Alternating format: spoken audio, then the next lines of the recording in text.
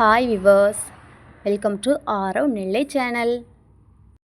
இன்றைக்கான வீடியோ தக்காளி சட்னி எப்படி செய்கிறதுன்னு பார்ப்போம்.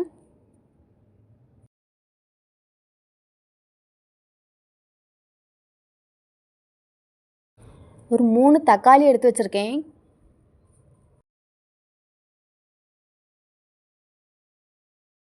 காரத்துக்கு 4 மிளகாய் எடுத்து வச்சுருக்கேன். இதுக்கு பதிலாக நீங்கள் வத்தல் கூட ஆட் பண்ணலாம். ஒரு 3 பூண்டு பல் உரித்து எடுத்து வச்சுருக்கேன்.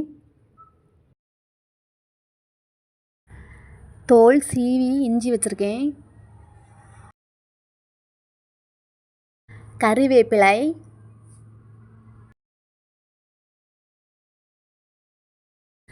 ரெண்டு பல்லாரி,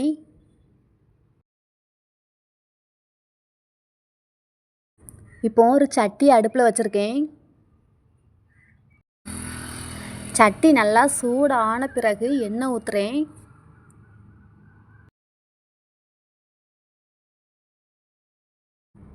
எண்ணெய் கொதித்ததும் கடுகு போடுறேன்.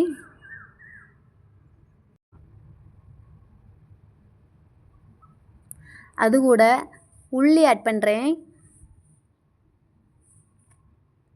கடுகு உள்ளி பொரிஞ்சதும் கறிவேப்பிலை போடுறேன். இப்போ ஆல்ரெடி கட் பண்ணி வச்சுருந்த பல்லாரியை போடுறேன்.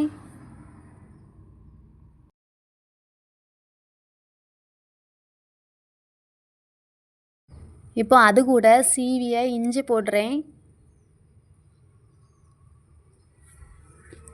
பூண்டு,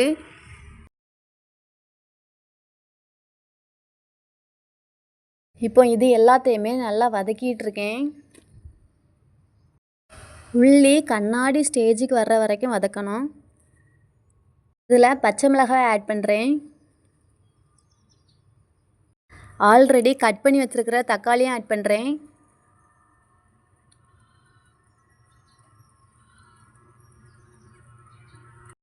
இப்போ இது எல்லாத்தையுமே நல்லா வதக்குறேன். இது கூட தேவையான அளவு உப்பு ஆட் பண்ணுறேன். மிளகு பவுடர் ஆட் பண்ணுறேன். மிளகு பவுடர் இல்லைன்னா முழுசாக கூட ஆட் பண்ணலாம்.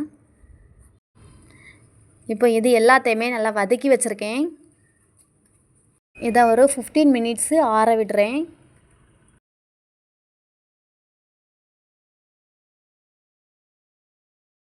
ஆறுனதும் மிக்ஸி கப்பில் போடுறேன்.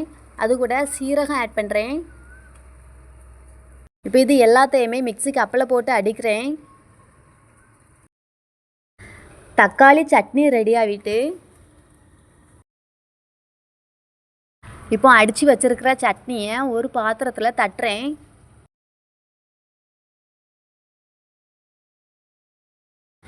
வத்தலை தாளிக்கிறேன். தாளிப்புக்காக எண்ணெய் ஊற்றுறேன்.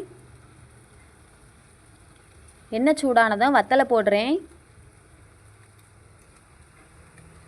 வத்தல் பொரிஞ்சதும் கருவேப்பிலை போட்டு ஆல்ரெடி ரெடி பண்ணி வச்சுருந்த தக்காளி சட்னி கூட ஊற்றுறேன்.